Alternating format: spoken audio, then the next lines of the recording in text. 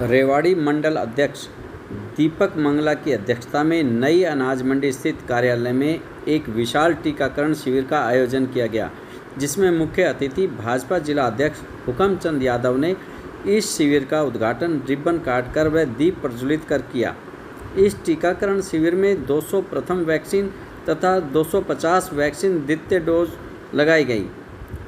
दीपक मंगला ने कहा कि यह टीकाकरण शिविर रेवाड़ी में लगे सभी टीकाकरण शिविरों में सबसे विशाल रहा है।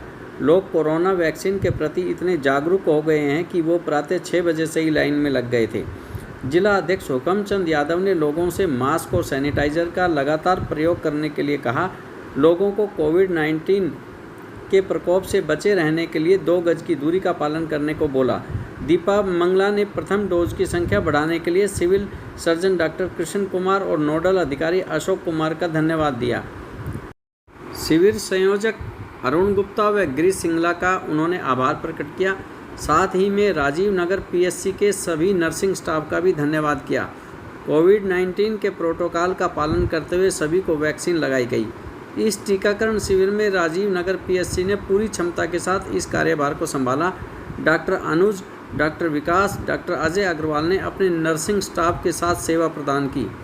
सेक्टर 3 पुलिस चौकी के इंचार्ज अजय सिंह ने अपने स्टाफ के साथ व्यवस्था बनाए रखने में सहयोग दिया। इस टीकाकरण शिविर में रेवाड़ी मंडल के उपाध्यक्ष कैलाश चंद जांगीर, प्रेमराज, जयमाला कौशिक, महेश स्वामी, के कौशिक, महामंत्री संजय चौहान, दीपक नाहड़िया, सचिव दीपेश भार्गव, तिलक गौड़, रोशनलाल, सुरेखा धींगड़ा, मीडिया प्रभारी advocate Rajesh Saini, IT cell प्रभारी दीपक ठाकुर, कोषाध्यक्ष अजय अग्रवाल, दिलीप गुप्ता, किसान मोर्चा के अध्यक्ष अशोक कुमार, आईटी सेल प्रभारी किसान मोर्चा यश शर्मा, ओबीसी मोर्चा के अध्यक्ष जगराम, एससी मोर्चा के अध्यक्ष निहाल सिंह, महिला मोर्चा के अध्यक्ष मीनू गुलाटी, कार्यकारिणी सदस्यों में त्रिभुवन भटनागर, नंदलाल धींगड़ा, राजेश कुमार, व्यापार प्रकोष्ठ के मंडल संयोजक जगमोहन अग्रवाल उपस्थित रहे। रेवाड़ी मंडल की प्रभारी श्रीमती दीपा भारद्वाज, जिला उपाध्यक्ष अमित यादव, अजय काटीवाल, धर्माचार्य दिलीप शास्त्री, लोकेश गोयल, बिंदु गुप्ता, सुरेश यादव, कृपा जैमनी, सरोज सिक्का, नीरू भारद्वाज, धर्मेंद्र मोरवाल, सुरेंद्र कुमार, उमेश शर्मा आदि मुख्य रूप से उपस्थित रहे। दीपक मंगला ने प्रथम डोज की संख्या सीमित होने के कारण जो व्यक्ति इस बार टीकाकरण से वंचित रह गए उनसे क्षमा मांगते हुए कहा कि उनके टीकाकरण के लिए जल्द ही फिर से प्रयास किए जाएंगे।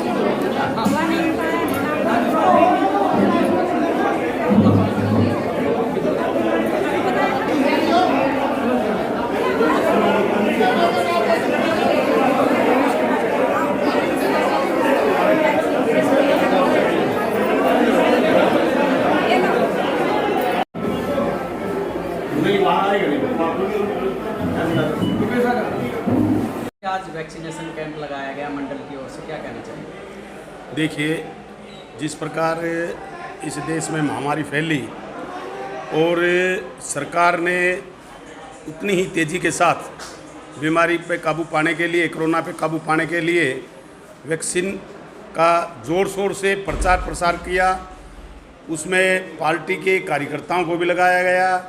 जिस प्रकार जब पहली लहर थी उस समय पार्टी के कार्यकर्ताओं ने पीएचसी, सीएचसी सेंटरों पर हेल्प डेस्क लगा करके लोगों को मोटिवेट किया और घर घर जा कर के बुज़ुर्गों को लाकर उनको वैक्सीनेट करवा के वापस छुड़वाया।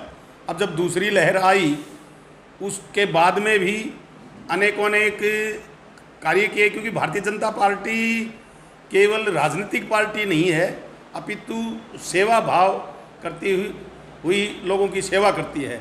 और उसी निमित्त जैसे प्रधानमंत्री जी ने सभी युवाओं को या बुजुर्ग हो, चाहे फर्स्ट डोज हो या सेकंड डोज हो, वो फ्री में वैक्सीन देने का काम किया है। तो ज़्यादा से ज़्यादा लोगों को वैक्सीनेट किया जा सके, इसलिए भारतीय जनता पार्टी के कार्यकर्ताओं द्वारा जगह जगह पर इस प्रकार के कैंप लगाए गए हैं। कल जैसे मैं एक आलियावास गांव है, हमारा बेरली मंडल का गांव है, उसके कैंप का मैं उद्घाटन करके आया था। वहाँ भी डोज लगी। गहना में भी कैंप लगा था। आज इसी रूप में रेवाड़ी मंडल में ये कैंप लगा हुआ है। तो कैंप का कैसा रिजल्ट रहा और क्या कहना चाहेंगे? मैं माननीय अग्रवाल साहब सिर्फ इतना ही आपके सामने बात रखना चाहूँगा। जो कैंप लगाया है ये आज तक का रेवाड़ी का सबसे बड़ा कैंप भारतीय जनता पार्टी रेवाड़ी मंडल ने मेरी अध्यक्षता में लगाया है। यानी कि मैं दीपक मंगला रेवाड़ी मंडल का अध्यक्ष बोल रहा हूँ। और ऐसा कैंप मुझे लग नहीं रहा कि रेवाड़ी में आज तक इतना बड़ा कोई कैंप लगा है।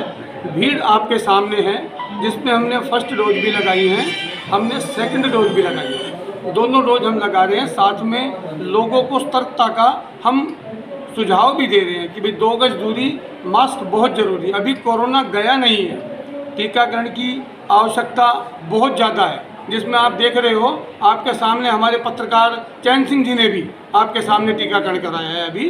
तो इन्हीं बातों को मैं आगे रख करके हमारे आज के इस कार्यक्रम में जो माननीय चीफ गेस्ट रहे हमारे ज़िले के अतिथि हुक्मचंद जी, मैं उनका भी यहाँ आने पर बहुत बहुत आभार व्यक्त कर रहा हूँ। और इसी कड़ी में मैं आपसे इतना आश्वासन चाहूँगा कि कुछ डोज हमें फर्स्ट डोज है कुछ कम पड़ रही है, तो आप प्रेस के माध्यम से हमें कुछ डोज और उपलब्ध करवाने का प्रयास करें। मंगला जी, जितनी डोज आपने रिक्वायर की थी उससे कहीं ज़्यादा भीड़ है, तो इसको क्या समझिए, आपकी लोकप्रियता है या वैक्सीनेशन का चाव? देखो आदर्श शर्मा जी, मैं एक ही बात कहूँगा आपसे, लोकप्रियता किसी व्यक्ति विशेष की नहीं होती। ये तो आज हमारे माननीय देश के प्रधानमंत्री जी ने आग्रह किया लोगों से कि आप ज़्यादा से ज़्यादा टीकाकरण कराओ, तो उस टीकाकरण को लेकर के ये लोगों में अपना एक उत्साह है, अपना एक चाव है कि मैं भी अपना टीकाकरण कराऊं माननीय प्रधानमंत्री जी की बात को मान करके।